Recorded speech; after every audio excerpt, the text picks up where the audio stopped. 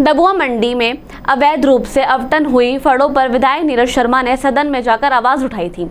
उसी को लेकर बीवीएम टीम ने नीरज शर्मा से की खास बातचीत।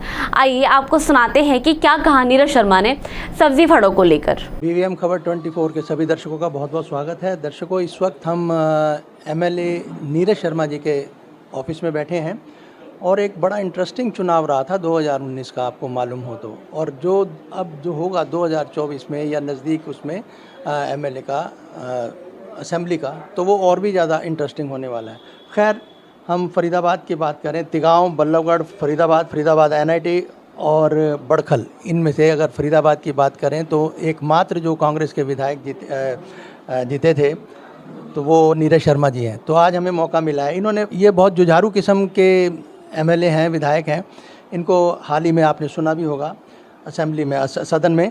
तो एक अभी समस्या हाल ही में उठी है डबुआ सब्ज़ी मंडी में। जो फड़ हैं, गरीब आदमी हैं जो फड़ पे सब्ज़ी वगैरह बेचते हैं, तो उसके आवंटन में क्या गड़बड़ हुई सर? क्या घोटाला हुआ या क्या आप बड़े खूब नारे वगैरह लगे, इसके बारे में क्या कहना चाहेंगे? देखिए, सब्जी मंडी में कई तरीके के लोग होते हैं। कोई आड़ती होता है, कोई फुटकर का काम करता है, कोई रेड़ी लगाता है। जो सबसे सूक्ष्म लेवल का काम होता है वो फड़ का होता है। जो गरीब आदमी घर परिवार का गुजर बसर करता है, जिसे कहते हैं डेली खाना डेली कमाना, तो वो लोग कहीं कहीं मार्केट में बैठे हुए थे, पहले से अपनी फड़ लगाते थे और बच्चों का पेट पाल रहे थे। 2019 में मेरे विधायक बनने से पहले सरकार की 2017 की एक पॉलिसी थी, एक 18 की थी। जब 18 की आ गई तो 17 की पॉलिसी ऑटोमेटिक खत्म हो गई।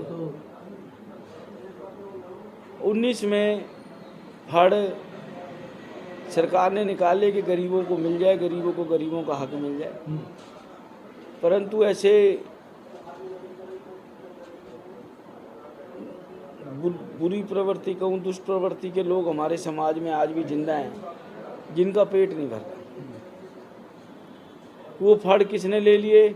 पूर्व पार्षदों ने, नेताओं के सिफारशियों ने, जिनके हाथ में लठ था उन्होंने, या सीएम विंडो के एमिनेंट पर्सनों ने, या जिनकी बढ़िया काम चल रहे हैं, जिनके माँ बाप सरकारी नौकरियों पे लगे पड़े हैं, जिनकी शादियों में मर्सिडीजें मिली हैं।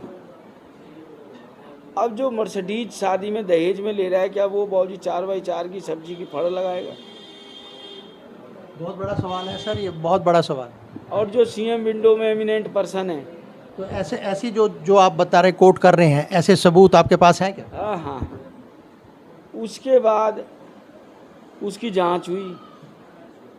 जांच में जांच अधिकारी ने 2017 के हिसाब से जांच कर दी। फिर पुनः जांच हुई, वो जांच ठीक नहीं थी। 2018 की पॉलिसी के हिसाब से जांच हुई।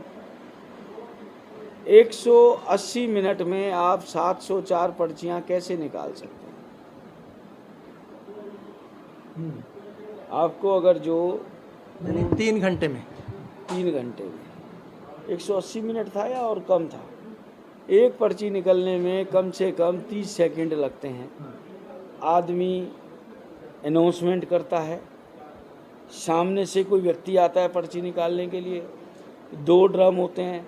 एक ड्रम में से पर्ची निकलती है किसके नाम की फड़ है, दूसरे ड्रम में से पर्ची निकलती है। शर्मा जी, मैं आपकी बात मानता हूँ, चलो 1 मिनट भी लगता है तो 700 पर्चियों में 700 मिनट चाहिए, कम से कम 700 मिनट चाहिए। जो आप जी। उसके उसके बाद उसकी वीडियोग्राफी भी होती है। इस सारे सिस्टम की कोई वीडियोग्राफी नहीं थी। तीसरा, 150 पौने 200 फड़ ऐसे थे जो शेड नंबर 3 आज की तारीख तक बना ही नहीं है। शेड जब शेड ही नहीं बना तो उसमें फड़ किसको दे दिया आपने? तो कमियां बहुत थी, क्योंकि सारा प्रोसीजर पैसे धेले लेके और मार्केट में घर में बैठ के बंदर बांट हो गई थी। इसको लेके मैंने विधानसभा में आवाज़ उठाई, हमारी विधायकों की कमेटी बनी।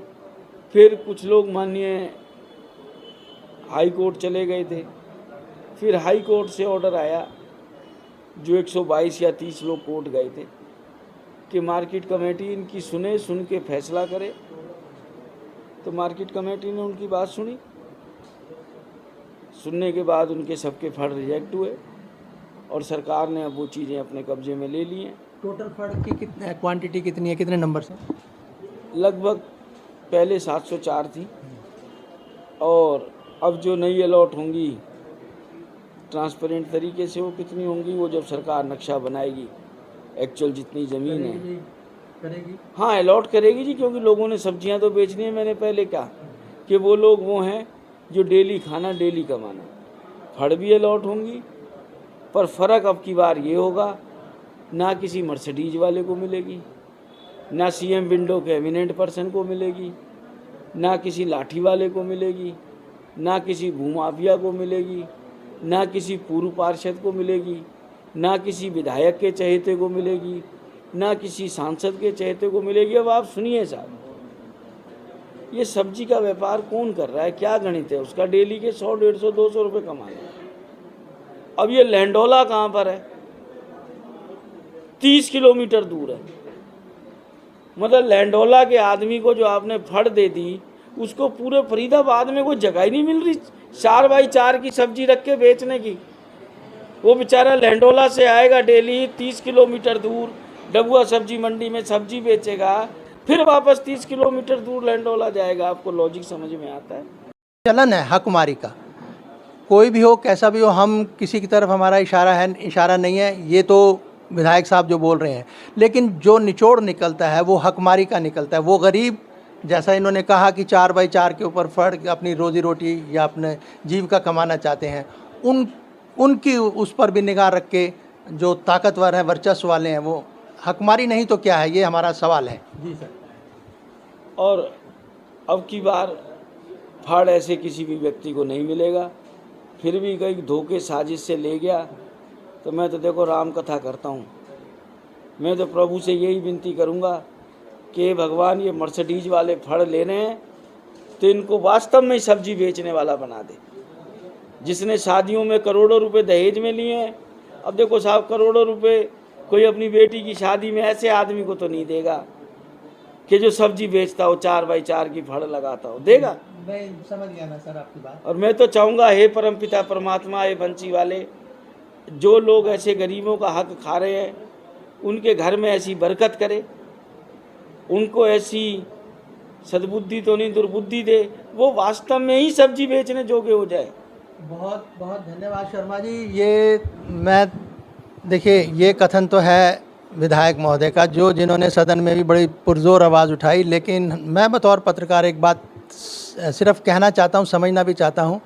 और ये जो सिलसिला सिर्फ एक फड़ का आवंटन का नहीं है, ये तो शर्मा जी बहुत से आवंटन में ऐसी जो आप बता रहे हो समस्या है कि जिसकी लाठी उसी की भैंस, यही लोग हाँक रहे हैं, यही लोग कर रहे हैं। ताकतवर का खेल है।